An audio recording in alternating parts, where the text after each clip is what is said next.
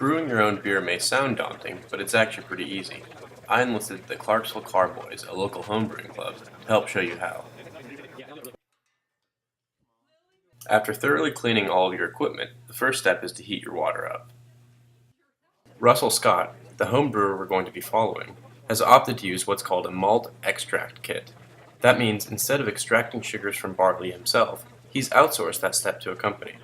All he has to do is dump a can of sugary syrup into his brewing pot. I've been brewing about 4 months.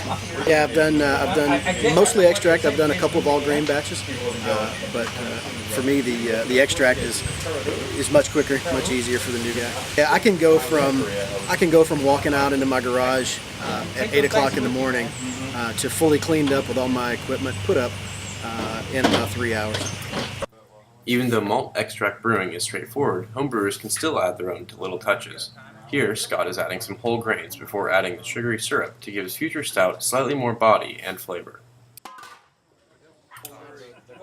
After letting those grains sit in the water for a few minutes, Scott takes them out and adds in his malt extracts.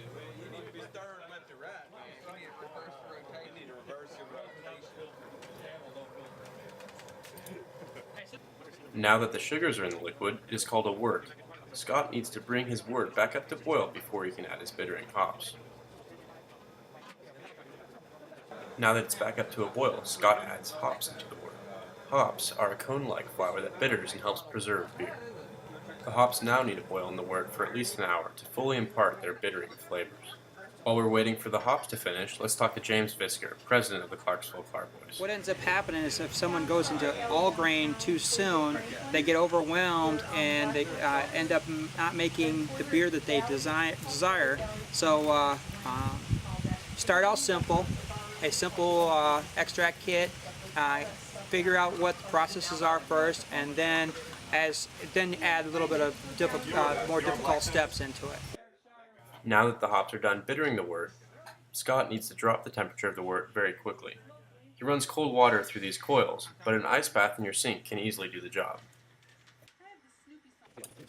Now that the temperature has cooled down, Scott siphons the wort into this carboy, a large glass container made for fermenting beer. Remember, this still isn't beer, it's just a sugary, bitter liquid.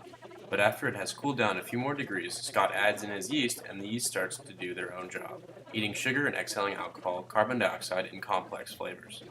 For more information about brewing at home, check out the Clarksville Carboys.